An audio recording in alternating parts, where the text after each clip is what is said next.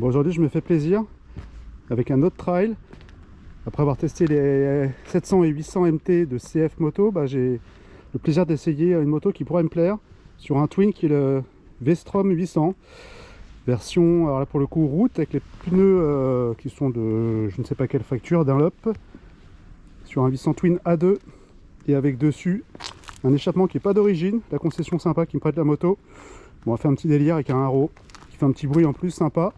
Donc là je viens de faire 100 mètres avec et je vais voir si ce Twin A2 en 800 cm3 mérite effectivement sa réputation. C'est un 2024. Je viens de faire 100 mètres avec. Je vais juste dire déjà c'est que les rétros on voit pas mal dedans.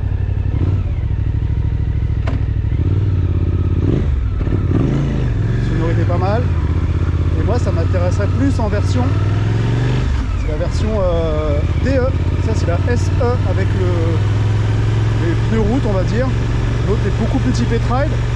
C'est vrai que j'ai vu des vidéos de motards qui s'amusaient avec ça sur le TT ou en tout cas en chemin off-road, et apparemment ça peut le faire. Enfin moi je suis pas hyper grand, ça qu'elle est assez haute, mais je touche bien un plat quand même. La selle est creusée et là c'est la version plus basse apparemment, en version plus route là sur la SE. Alors elle est équipée d'un shifter. Ça va être la deuxième fois que je teste un shifter, sachant que la première fois j'avais oublié de le tester sur une Ducati, et là on va voir si ça fait quelque chose. Effectivement, bon, il faut s'y habituer, il paraît que c'est bien en off-road, ce que m'a dit le concessionnaire.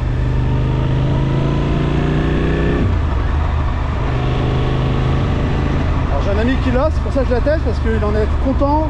Lui il a un modèle 2023 ou 4 qu'il a acheté neuf. Alors test suspension. C'est un petit peu ferme quand même, je m'attendais à plus trail. C'est quand même assez typé route. Se mettre droit, ouais, je pense qu'on peut quand même faire effectivement un peu de off-road. C'est pas l'usage à mon avis premier d'un trail comme ça, mais c'est un Twin de 800 cm3 A2 et apparemment il fait 80 chevaux pardon, en version full. C'est pas un foot de guerre, mais bon, il fait le taf. C'est une machine polyvalente.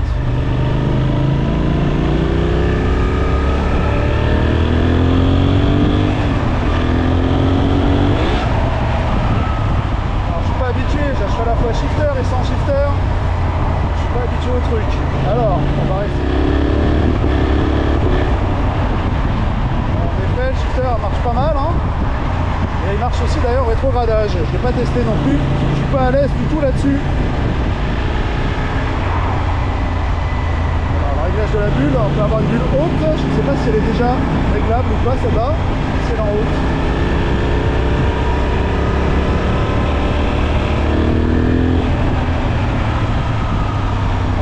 Traction control, les machins, là je suis au minimum, je suis pas déconnecté.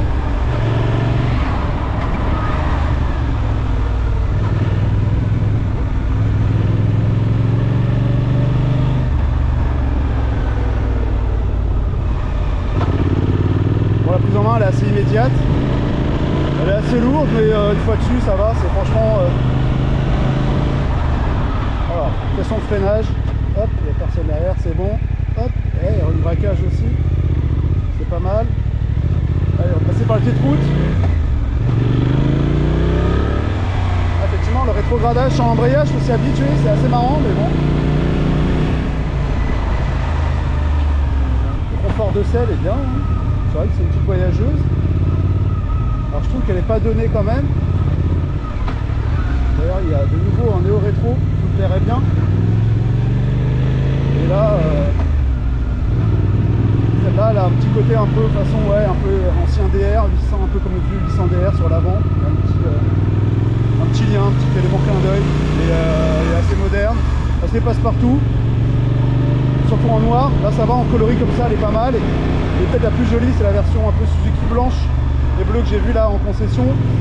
Surtout la version Jebel Edition qui fait penser au vieux DR et même un peu au G6R Racing des années 90-2000. Allez, accélération.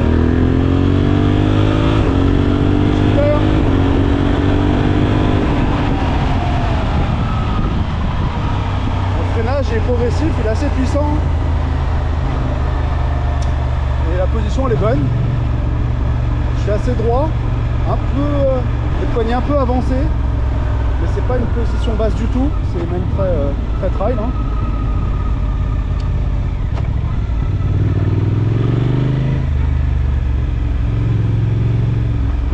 C'est vrai que ça est un rail, elle bouge pas du tout. Après je vais à très faible allure, mais elle a l'air plutôt bien équipée. En termes de suspension et pneus Dunlop, là c'est Dunlop, ça va. Les retours formation sont tout à fait rassurants. Bon, sur les premières sensations, ça sent la bécane qui a du prix.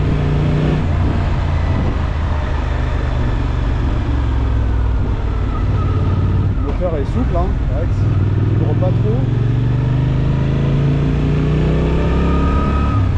Par contre, c'est vrai que c'est assez lourd et pas très démonstratif, hein, déjà en A2.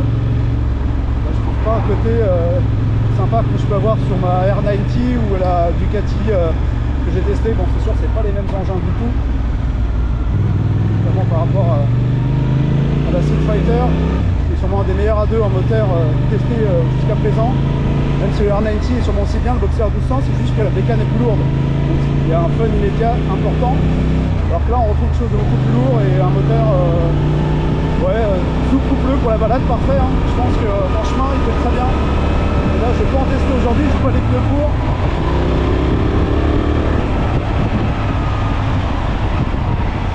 Ah, j'ose pas y aller au shifter, j'ose pas, je suis pas habitué.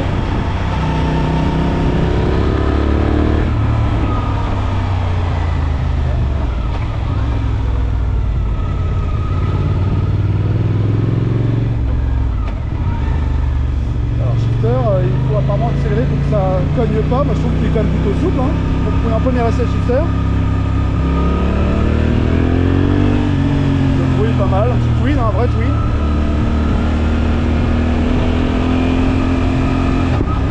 Ah ouais, là j'étais pas en grosse accélération, du coup il y a un à-coup effectivement. Shifter, je pense que c'est bien quand vraiment on veut tartiner.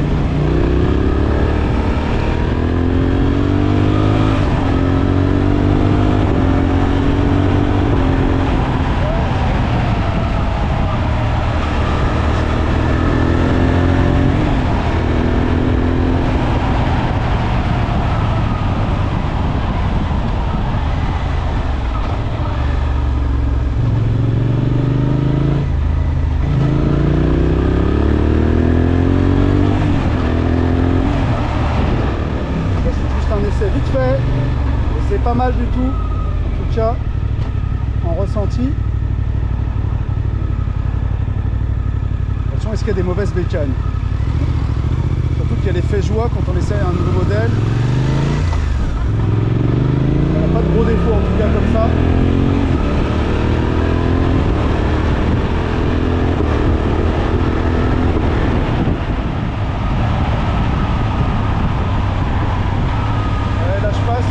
Les vitesses, je descends, je monte.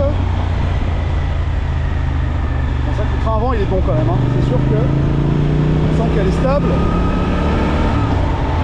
Je suis pas du tout en enchaînement rapide si elle est aussi fun. Elle a l'air assez sérieuse plus que fun. C'est comme ça que je la qualifierais.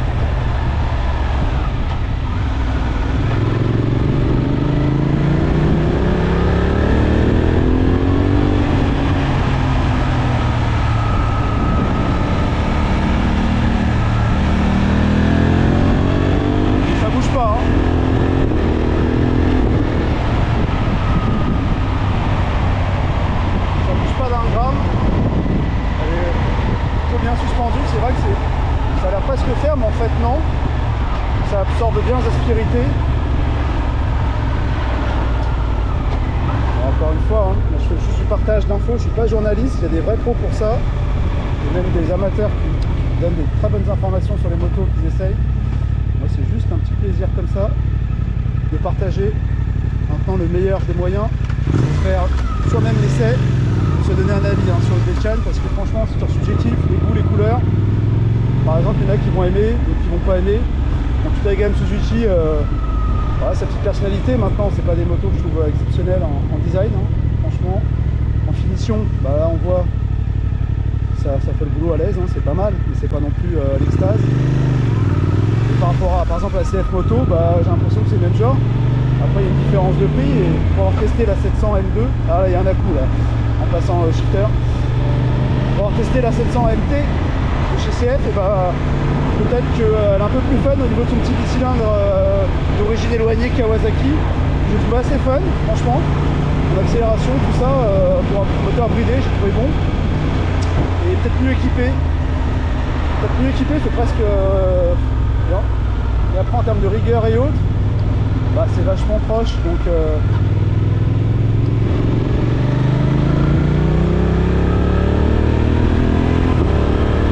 elle est un petit peu chère quand même.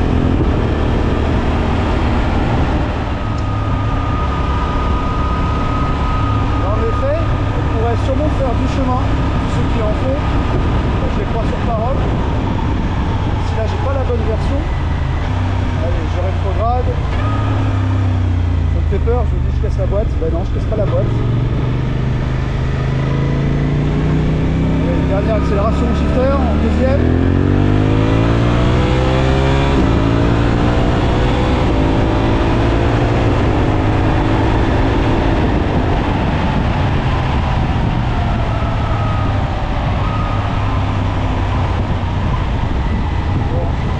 Est pas mal bridé quand même,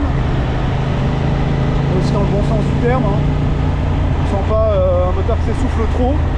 On sent la bride quand même quand on dépasse les 7-8000, on sent qu'il n'y a plus grand chose derrière. Et bon.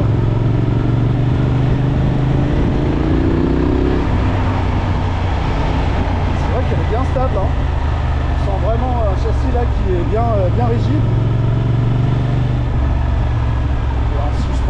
C'est pas mal.